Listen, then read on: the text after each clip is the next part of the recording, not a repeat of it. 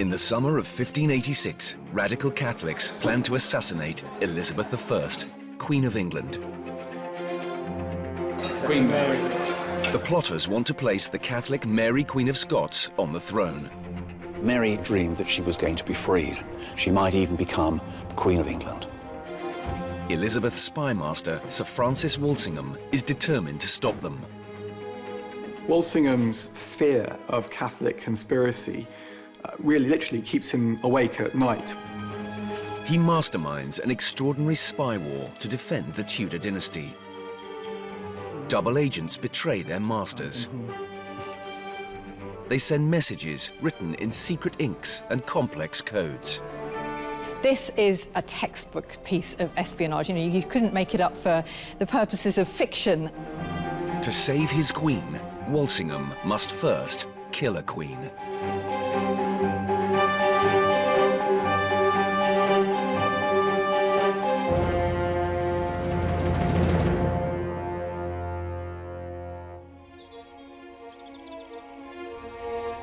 In July 1586, in a moated house in Staffordshire, the most dangerous woman in England is practicing her Catholic faith. Mary, Queen of Scots, had been chased out of her own kingdom 18 years earlier by rebellious nobles. At first, Queen Elizabeth had offered her fellow monarch sanctuary. Mary, after all, was her second cousin. She was intelligent and charming. But the mood had darkened. Elizabeth now saw the Catholic Mary as a direct threat to her Protestant rule.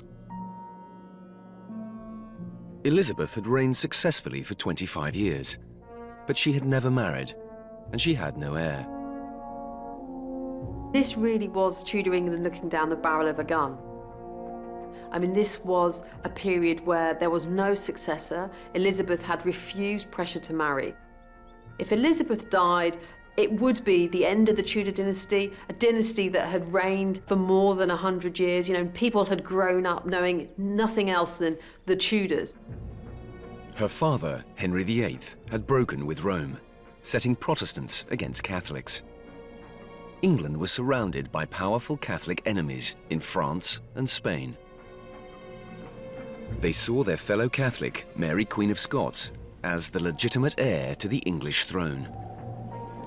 Mary, Queen of Scots, represented so many dangers. She was preeminently a dynastic threat to the Queen. Elizabeth's government believed that Catholics, all Catholics, believed that Mary was England's true Queen and not Elizabeth. Catholicism had been banned in England, and the faith had been driven underground. The priests who practiced it risked their lives. Just by being a Catholic, you were equated with being a traitor. So religious belief, Catholic belief, became treason. This was the man charged with preventing Catholic resentment turning into rebellion. Sir Francis Walsingham was an ardent Protestant. He was the Queen's principal secretary and a leading member of her Privy Council. Walsingham's fear of Catholic conspiracy really literally keeps him awake at night. He's fearful of Catholic rebellion, he's fearful of conspiracy, and he's fearful of invasion. And above all, he's fearful of all of these coming together around the person of Mary, Queen of Scots. Walsingham even feared that Mary posed a threat to England's Protestant faith. So long as that devilish woman liveth, neither her majesty must make account to continue her quiet possession of her crown, nor her faithful servants assure themselves of safety of their lives. Walsingham's fears were well-founded. During the early 1580s, at least 3 assassination plots against Elizabeth were exposed. There was one plot that was uncovered that would have poisoned the saddle of her horse, the pommel of her horse, and the belief that she, you know, when she touched it, the poisonous vapors would be absorbed into her skin. Now, this obviously didn't work, but there were fears too that poison might be placed in Elizabeth's food or in her bedsheets. The most dangerous was an international conspiracy masterminded by a high-ranking English gentleman called Sir Francis Throckmorton. Francis Throckmorton is intercepted in his chamber in London when he's actually in the process of writing a letter to Mary, Queen of Scots. Other correspondence is found in his chamber relating to safe landing places for a foreign navy and to English Catholic nobles who could be expected to rise up with this foreign Catholic invading force to support the liberation of Mary, Queen of Scots. And Walsingham is so shaken by that, I think, that it puts another spur into his Secret Service activity. To defend the realm, Walsingham set up an intelligence HQ at his house in the crowded streets around the Tower of London. He was intercepting letters passing between the Catholic governments in France and Spain and their embassies in London. He was hunting for evidence of plots against Elizabeth. His team of specially recruited agents began to spy on Catholic enemies. We have a picture of Walsingham's study in his home in the City of London, and it's an absolute mass of paper. There are bundles of interrogations, correspondence, maps, books. There's information constantly flowing in. There are letters constantly flowing out. Walsingham's operation was MI5 and MI6 rolled into one. Walsingham had a very effective system of intercepting correspondence, even abroad, on the post roads of Europe. He had an expert forger on the payroll, someone who was expert at opening packets and resealing packets. So it was, by Elizabethan standards, a rather extensive intelligence operation. Yes. He's also got agents operating out in the field, keeping watch on Catholic houses, keeping watch on the ports. Agents who are sufficiently plausible within the Catholic community that they can be dropped into prisons to listen to the kind of correspondence, listen to the conversations that are going on in prisons amongst Catholic prisoners. It's a very good source of intelligence. Beyond that, of course, he's also got a much wider international network of agents all the way from Lisbon to Constantinople. And the interesting thing about a lot of these men is they're not loyal to some overarching Elizabethan secret service. They're Walsingham's own servants. They're personally loyal to him. Above all, Walsingham wanted to stop the plotting between Mary and her supporters.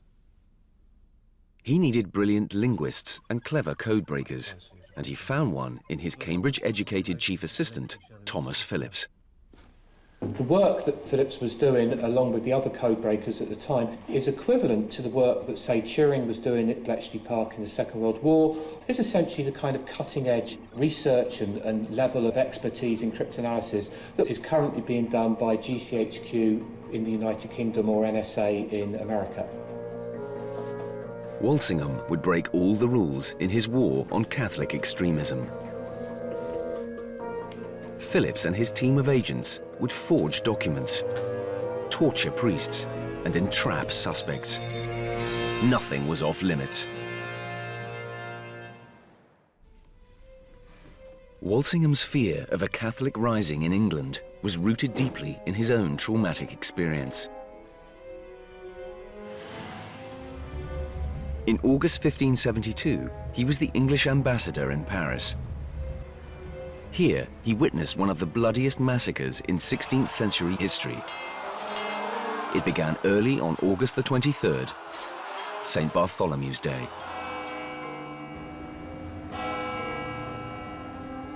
It's a bell tolling from this church, Saint-Germain-l'Auxerrois, that ignites a general uprising of the Catholics of Paris against their Protestant neighbours. The slaughter began with the murder of one man, but quickly spread to all Protestants, known as Huguenots, across the entire city. Tucked away off this busy Paris street is this statue to Gaspard de Coligny, who was the first and one of the greatest victims of the St. Bartholomew's Day massacre. Coligny was Admiral of France, and he was the leader of the Protestant Huguenot faction at court. He was a man that Walsingham knew well. Coligny's death was particularly horrible. Having been shot, he was then stabbed many times. His body was thrown out of a window and he was mutilated. Now, Coligny was a nobleman, of course, but the same fate befell many ordinary citizens of Paris. Hundreds of dead and dying victims were hurled into the River Seine. What has to be kept in mind is the fury, the rapidity of the deeds, those people taken out, slaughtered, heaps of bodies in the streets, bodies that were heaped on carts and dumped in the river. The killers wanted to wipe all trace of the Protestant Huguenots from the city. There are a number of anecdotes of witnesses that saw women, pregnant women, being stabbed, being killed in the street and thrown into the river. The water of the river had turned red as blood, and people say that there were cradles on the river of those infants that had been killed and thrown into the water to make sure that the Huguenots would not survive. Around 3,000 people were butchered in Paris, a third of all the Protestants in the capital. Thousands more were killed in other towns across France. Walsingham must have been kept within the embassy so that he wasn't in the streets when the slaughter occurred. But he must have heard the screams of those people that were killed in the streets. He must have smelt the bodies being burnt by the murderers. He must have known and seen, perhaps through the windows, what was occurring around the embassy. Walsingham was traumatized by what he saw as a slaughter of the innocents. Without pity and compassion, without regard had either of age or sex, without ordinary form of justice. Nothing is meant but extremity towards those of the Protestant religion. He's tried to get his family out of the embassy, and his wife and her entourage have been beaten up at one of the Paris city gates. So Walsingham is in genuine danger, I think, during the massacre. And this really sears itself into his mind. He never forgets what he witnesses, the murder and massacre of his friends and his Protestant co-religionists. And from that moment on, he is absolutely determined to prevent scenes of sectarian violence like this leaching into England. In the 1580s, Paris remained a hotbed for radical Catholics, including influential English exiles fleeing from Elizabeth's Protestant regime. We have perhaps 300-400 young men, women, families who've gone over to Paris. And a number of them are just escaping persecution. But there's also something else going on there, I think. These are people who back home in England would have been power holders, power brokers. They're accustomed to being involved in politics, accustomed to being involved in government. And in Paris, they have the space to start to organize. And what they want to organize is the re-Catholicization of England from a position of safety. Among these exiles were a handful who preached the violent overthrow of Elizabeth as a heretic queen. Mary, Queen of Scots, stayed in touch with them through Thomas Morgan, her chief of intelligence. Thomas Morgan is an absolutely key player in Mary, Queen of Scots' intelligence operation in Paris. He's a specialist in ciphers. He's a cryptographer. He devises perhaps 40 separate cipher alphabets for Queen Mary. But he's also important because of the people he recruits. In the winter of 1585, Morgan was trying to send secret letters to Mary. He needed a trusted courier, and that December he found one. He was an English Catholic gentleman who had once trained as a priest. Gilbert Gifford, a young Catholic radical, meets Morgan, and he evidently makes a very instantly favourable impression on Morgan, because Morgan immediately trusts him to convey letters back to Mary, Queen of Scots. We need to make sure our letters get back to our Queen Mary. Gilbert Gifford was perfect for Morgan. He was a young man, used to travelling. He had impeccable Catholic credentials in England. His family came from Staffordshire, and Staffordshire was the county where Mary was held prisoner.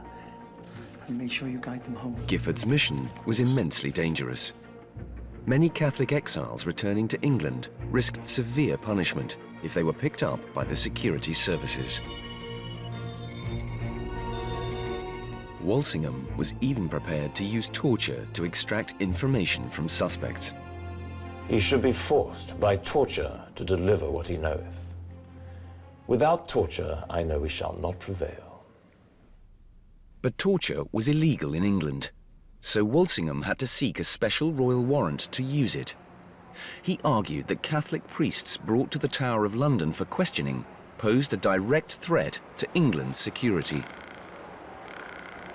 His prisoners were kept in the Beauchamp Tower. It was reserved for the most important and dangerous prisoners of the Elizabethan era, and at that time those prisoners were the Jesuits or fanatical Catholics whose mission was to come over to England and bring the country back to the Catholic fold. Most of the men who were brought here suffered horrific torture at the hands of Elizabeth's interrogators. That included the rack, where they'd literally be pulled apart, and then the reverse of that was called the scavenger's daughter, which was a horrible contraption which would literally compress the air and even the blood from their bodies. It was horrific torture, and it was employed justifiably because these men were accused of treachery, of being a traitor to the state. The fear of arrest and torture forced many radical Catholics, like Gilbert Gifford, underground. But during the 1580s, support networks grew up across England. Rich Catholic families built secret chambers in their country houses to conceal priests. John Cooper is visiting Harvington Hall, built by the Packington family, to discover some of the most remarkable hiding places in Britain. The house has 7 secret chambers, or priest holes. John has not visited Harvington before, and his challenge now is to find them. It's actually very difficult to find priest holes in a house of this period. The first priest holes that were constructed were pretty rudimentary, I think, but by the time that this house was built, the 1580s, or this part of the house, they're really becoming very sophisticated and very complicated. They needed to be because by the 1580s, to be a Catholic priest is to lead a hunted existence.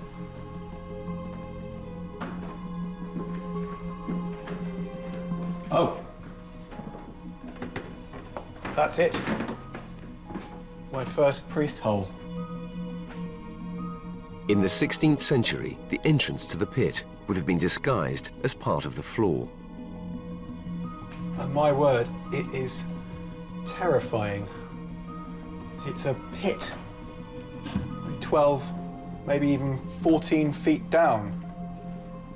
Oh my word, it must have been claustrophobic down there. It's really scary, actually. Time to come out, I think. I feel quite unsettled having been in there. It was, as I say, it was cold and claustrophobic, but there's an atmosphere as well, I think. I mean, I'm not sure I believe in ghosts and the supernatural, but you can certainly feel the presence of history in a place like that. But while John was first walking up the main staircase, he missed the most cleverly concealed priest hole of all. The men who built it knew they were playing a deadly game of hide-and-seek with Walsingham's agents. Catholic households sometimes concealed priests like Gilbert Gifford for days, while their homes were searched repeatedly. In the end, guide Barbara Parks had to reveal the hall's most secret chamber. Good heavens, look at that. Do people have any idea that this is here? When visitors come to the house, they must just walk up the stairs as I walked up the stairs. And walk straight over it. Walk straight over it? Yes. What do you think it was like to be hidden away in a priest hole like that? Must have been terrifying. They were usually very, very dark. You'd have nothing to eat or drink, no toilet facilities, and all you could do was wait and hope and pray that you wouldn't be found. And all the time around you, you could hear the searchers knocking the house to pieces to try to find you. and you knew what would await you at the end of it if they did. Gilbert Gifford reached Chartley Hall, where Mary was under house arrest in early 1586. He now had to smuggle his secret correspondence past Mary's jailer, Sir Amias Paulet. He was a brute. He would come into her presence chamber and he would tear down her cloth of estate. He would pull down the sort of the regalia, you know, that it was associated with her queenship, because he said there could only be one queen in England. And Mary would protest, and sometimes she would burst into tears, and then he would sort of storm off. Paulet ordered regular unannounced searches, but he insulted Mary's royal status even further. He would strip search some of Mary's servants, including women servants, because some of them clearly did have to have access to the outside world. I mean, if only for sort of domestic things like laundry. Of course, that was all hugely offensive. I mean, it breached all sort of diplomatic protocol.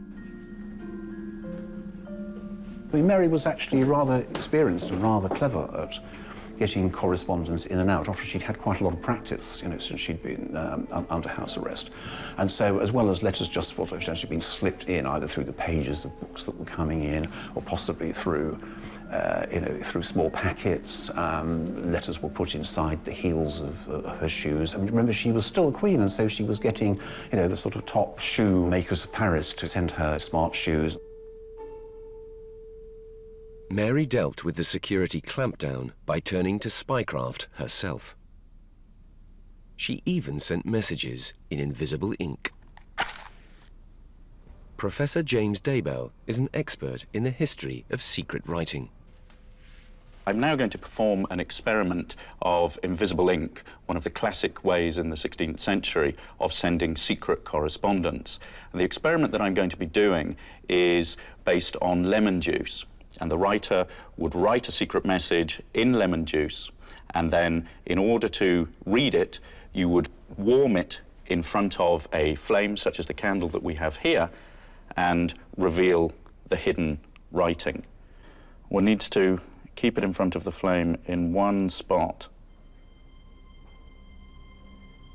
in order to allow the juice to warm up. James knows there's a message written on the paper, but he has no idea what it says. It looks like a K here, followed by an I and an L, just about discernible. Kill. T-H-E, the. Q, and a U, kill the Queen. Did you know that was the message? No. No, it was completely invisible to me. Nobody holding a piece of paper like this would have known that there was something written on it. And this was indeed what was intended, that it was supposed to pass as an ordinary piece of writing, only to be revealed by the holding it in front of a flame.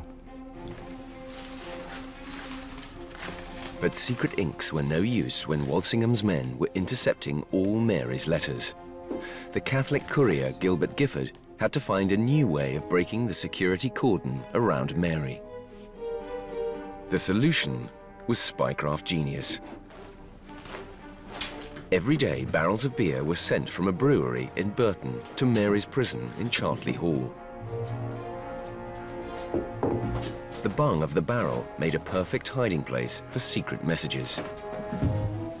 The brilliance is in a sense that it's concealing a secret in plain sight. Nobody would think to search a large barrel full of beer. This is a textbook piece of espionage. You know, you couldn't make it up for the purposes of fiction, because actually what they were doing was getting the very letters, the correspondence that everybody most wanted to see, under the noses of the guards, just to and fro. It was just openly paraded. Of course, nobody knew about it because it was so well concealed. At last, there was the promise of a secure channel to communicate with Mary. In the summer of 1586, Extremists planning the downfall of Elizabeth could now tell the Queen of Scots about their astonishing plan.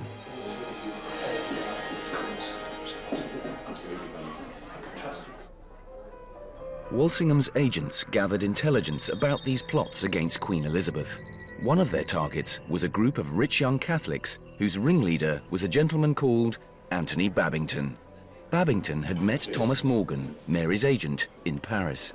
What runs in parallel with Gilbert Gifford's efforts to get letters to and from Mary at Chartley was a group of young Catholic men began to talk about how difficult it was to be Catholic in Elizabethan England. Their worries are about persecution, their worries are about their families and their livelihood. And it would seem that over time and conversation, disgruntlement turns and shapes into a plan. 2 weeks from today, October 6th. Walsingham already has Anthony Babington in his sights, and he knows about some of the other conspirators as well. And the really frightening thing about a number of the Babington plotters and conspirators is how close they are to the royal court. Some of them have positions, minor positions at court, or they have access to the court, and that means that they are a genuinely credible threat to the person of the Queen. To do the same. At first, Babington's group talked only of freeing Mary, Queen of Scots. But that summer, their plan became even more ambitious. The big twist and the big development over the June and July of 1586 was that plan became an effort to get rid of Elizabeth once and for all, and it became a plan for assassination. The plan grew into an international conspiracy when a Catholic priest called John Ballard arrived in London from Paris. This meeting between Babington and Ballard is absolutely crucial. What happens apparently is that Babington tells Ballard there are 4 gentlemen who are willing to assassinate Elizabeth. Ballard then goes over to France, reports this to Mendoza, the Spanish ambassador, who then reports it to his master, Philip II. So it seems to Philip and the other Catholic powers of Europe that there are men willing and able and ready to kill their queen. On the 15th of July, Anthony Babington wrote an infamous letter to Mary, Queen of Scots. Myself, with 10 gentlemen and 100 of our followers, will undertake the delivery of your royal person from the hands of your enemies. The letter also described how another group would assassinate Elizabeth.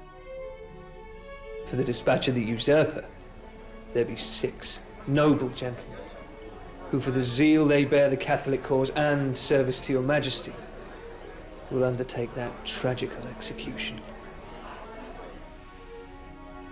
I think there would have been a huge gulp as she read that letter, because of course in that letter was everything that Mary had hoped for, that those around her had sought to mastermind for years.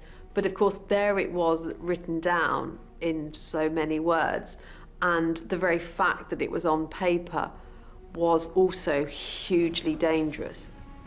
The thing about Mary is that she's actually very clever. She's not at all stupid about this, and of course she's quite experienced in she's very experienced in diplomacy. She's also by this time quite experienced in intrigue, and she is suspicious naturally of what should happen, and she also knows that she has to be very circumspect in the way that she replies to Babington.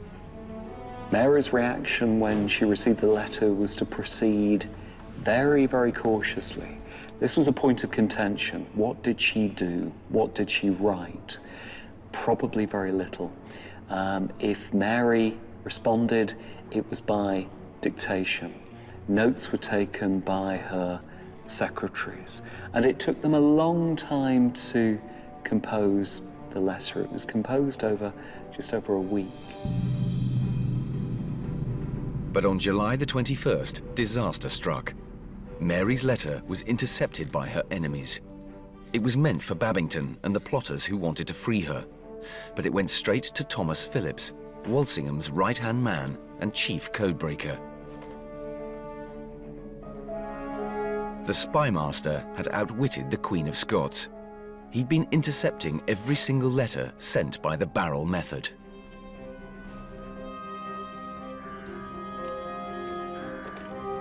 Gilbert Gifford, the courier who Mary had entrusted with her secret correspondence, was in fact a double agent. Yes. He'd been turned by Walsingham when he first arrived in England.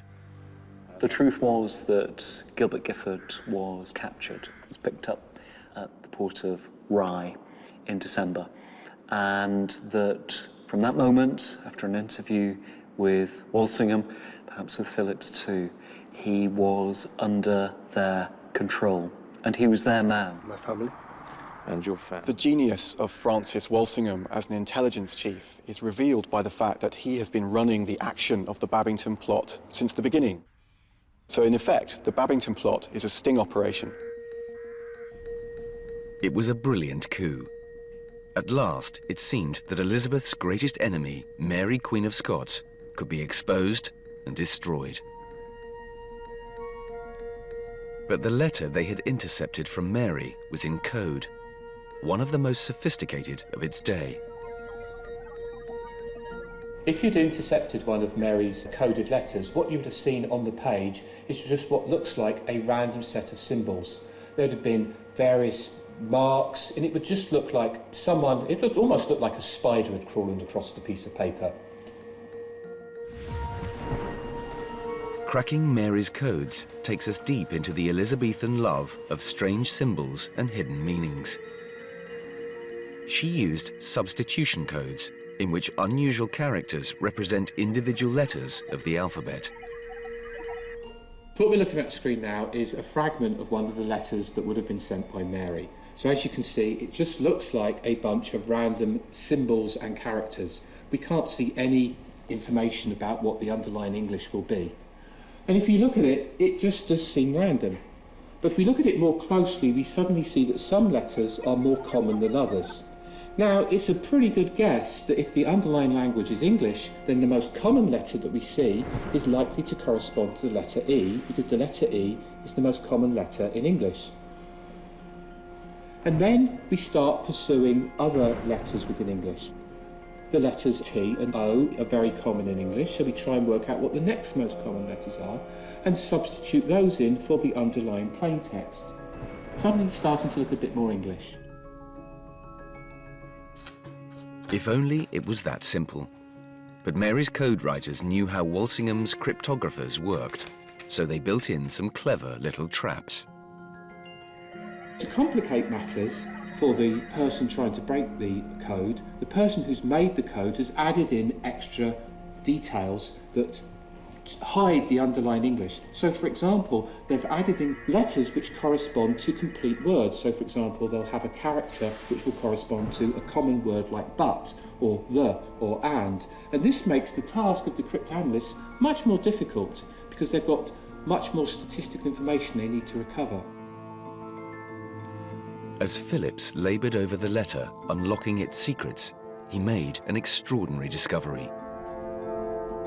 Babington had told Mary about the 6 noble gentlemen who would assassinate Elizabeth.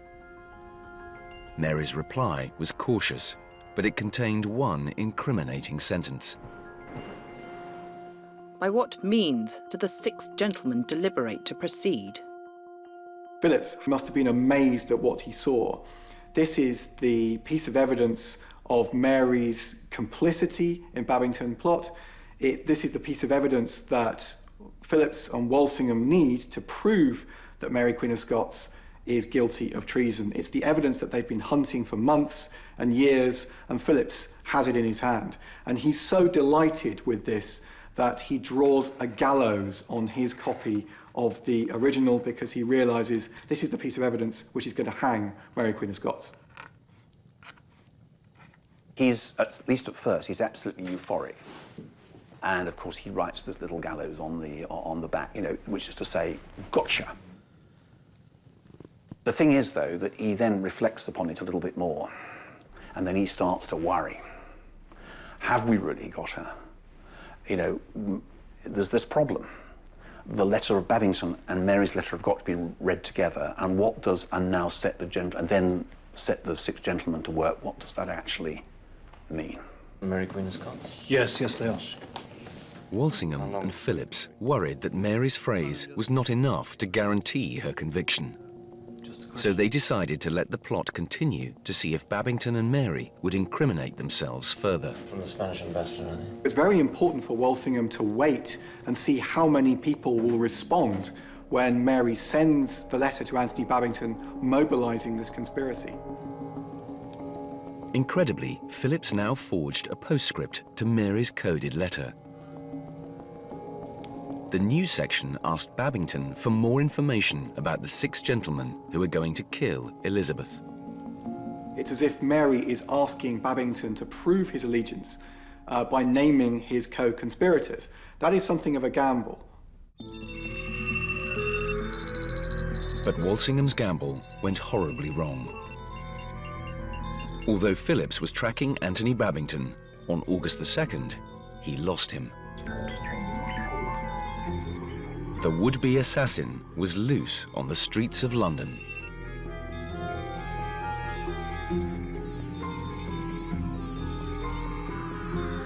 Then Walsingham got lucky. By pure chance, another of his agents spotted Babington the next day. The spymaster now had to decide whether to pull him in or to leave him free to reply to Mary's letter. It is a hard matter to resolve.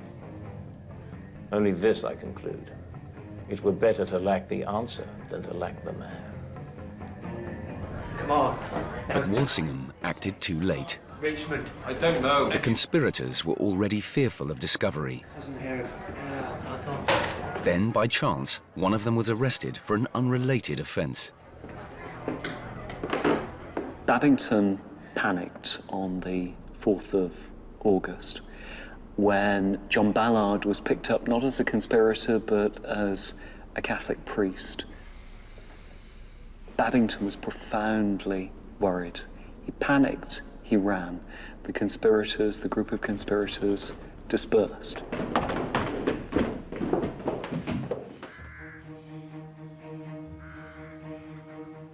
With Babington on the run, Walsingham turned his attention to Mary. On August the 11th, she was offered a brief taste of freedom, a chance to go out riding. Mary's been kept in. She's been kept in actually for weeks and months. The one thing she wants to do is to get outside, and they say, you can go riding. Her legs are quite good that day. She mounts her horse. It's the first time, in fact, for ages that she's been on horseback.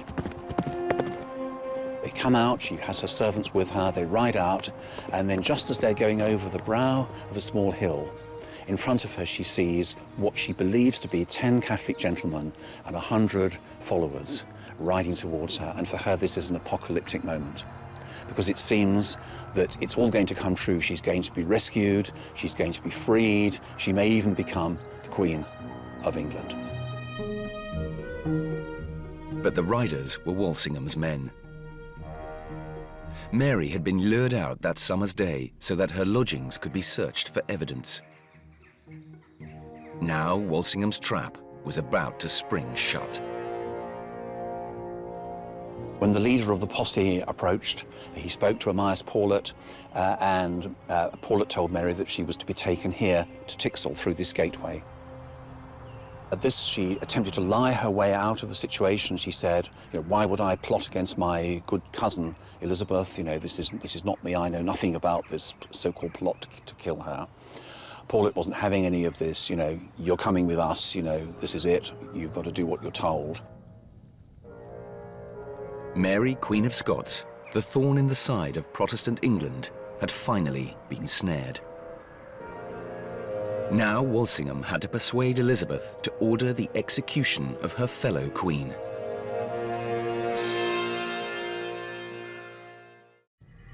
To Walsingham, Mary was public enemy number 1.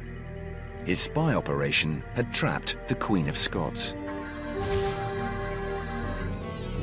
A few days later, England's most wanted man, Anthony Babington, was finally tracked down, hiding in a barn near Harrow. Babington and the other conspirators were taken to the Tower.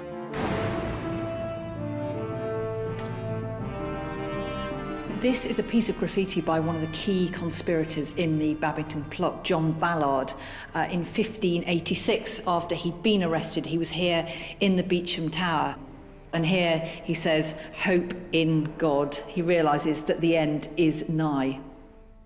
These were men who devoutly believed in their cause. They were not just going to crumble at the first sign of torture or threat. And so they really withheld as much as possible the interrogations of Elizabeth's ministers. But eventually they had to give way, and they suffered terribly for that.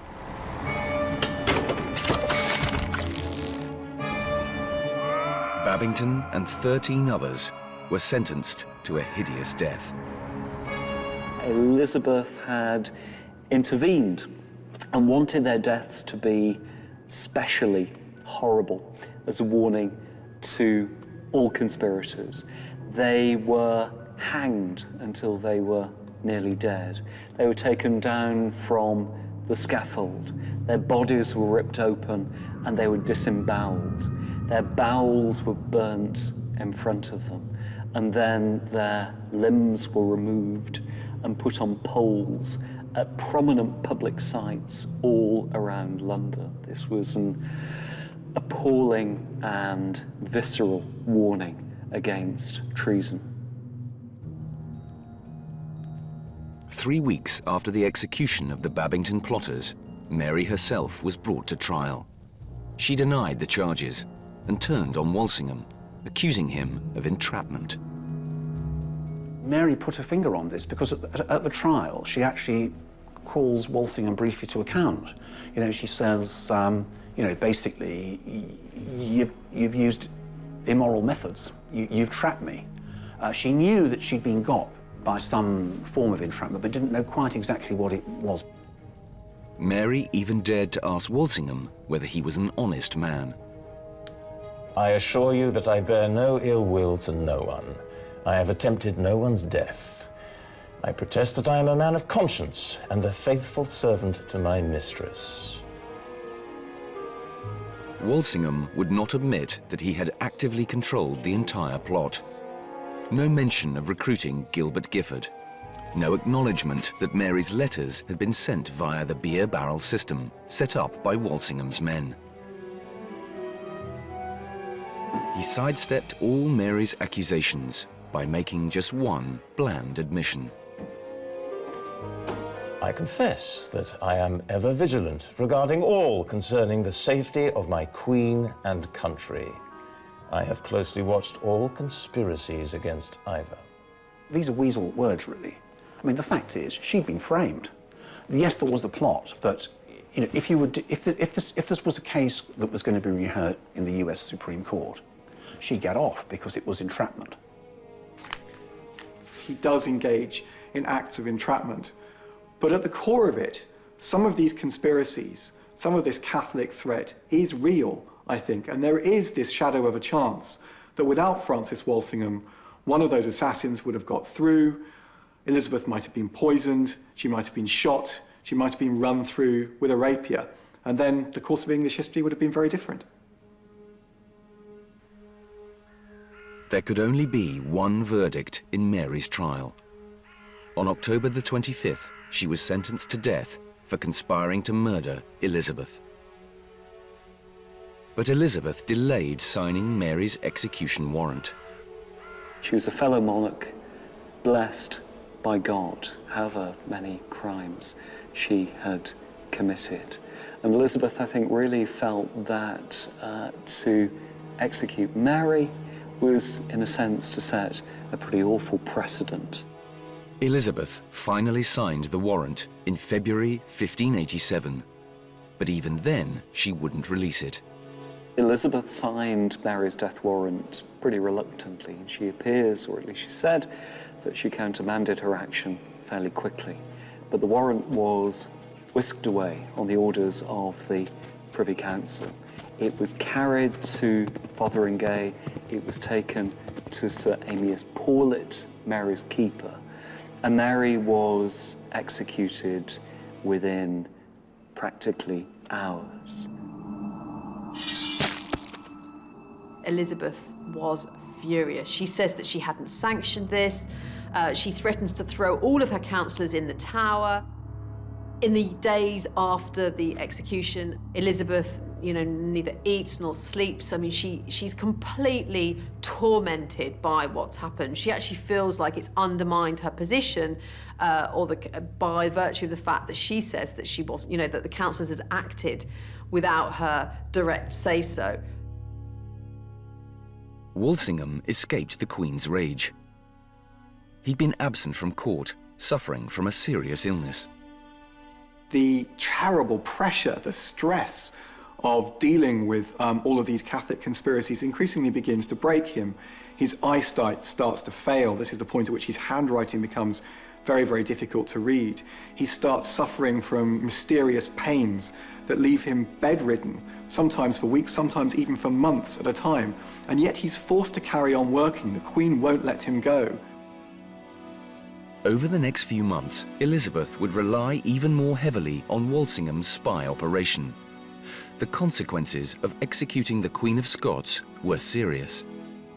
From Elizabeth's point of view, in executing Mary, what had happened was that she had been a party to the killing of a divine right queen. These were rulers who they believed had been put there by God, and they were accountable only to God. If you become a party to killing a fellow ruler, you have in effect devalued monarchy. And indeed in England, it did largely make it accountable to Parliament after that time. And you couldn't have cut off Charles I's head in 1649 with quite such ease if you hadn't first of all cut off Mary Stuart's head. Walsingham had hoped that Mary's death would remove the Catholic threat. Instead, her execution enraged the Catholic world.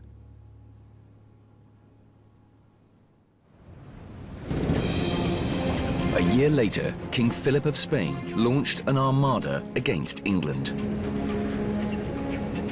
Once again, Walsingham's intelligence operation turned to the defense of the realm.